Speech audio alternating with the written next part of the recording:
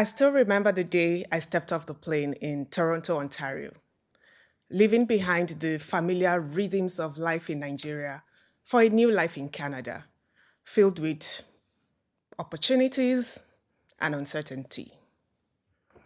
As a visible minority permanent resident, I not only packed 30 years of my life into two 50-pound suitcases, but I also packed my accent, my culture, and the quiet question, will I be accepted for who I am? As a permanent resident, I went through settlement training at government-funded agencies where I learned about the Canadian systems and culture and how to act like a Canadian. Give a firm handshake, look people in the eyes when you speak, smile at strangers, and my favorite, engage in small talks, which, by the way, I still suck at. You see, I've always known that I was different, but in Canada, my difference stared me right in the face. I constantly found myself adjusting my tone, my accent, the way I dressed, even my silence. Not that there is anything wrong in trying to change to become better, but I wasn't changing for growth.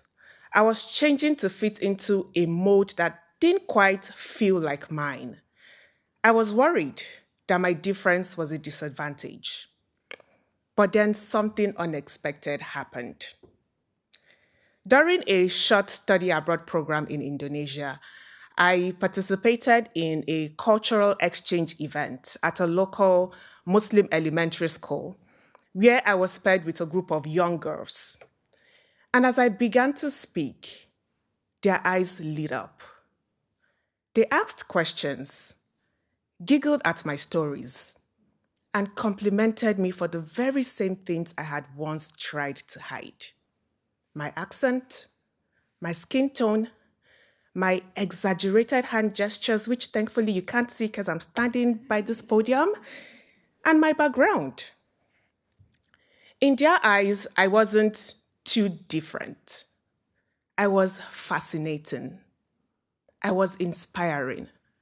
But most importantly, I was enough. That affirmation helped me to realize that what is a strength in one context can be, what is a weakness in one context can be a strength in another. For a long time, I believed that my accent made me less articulate, that my cultural references were too foreign, and that my background was something to downplay. But in Indonesia, those same traits became my strength. The girls I met didn't just accept my differences, they celebrated them. And as a result of that, I realized that it was possible for me to, I realized that I wasn't just somebody that needed to change, but I was someone who had something valuable to offer.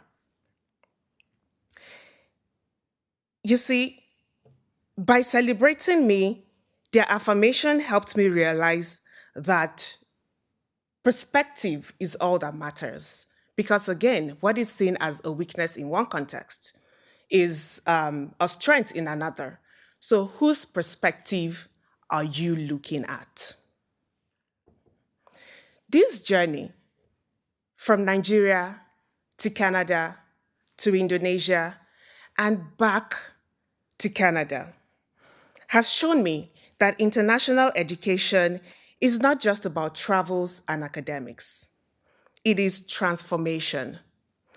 It is the process of rewriting the narratives we've been told about ourselves and finding the strength in the contrast between cultures. International education gave me a new mirror, not the kind that reflects back what I've always seen, but one that reveals new dimension of who I am. It allowed me to see myself through the eyes of other people from a different culture, experiences, and faith. And in doing so, I was able to see myself more fully. I discovered a more confident, authentic version of myself. That is what international education can do for you. So, to anyone who has ever felt too different, I say this: your difference is your power. And sometimes, in order to truly see yourself, you need to step into someone else's world. And it doesn't matter if that is through books, movies, media, travels, or international education. Thank you.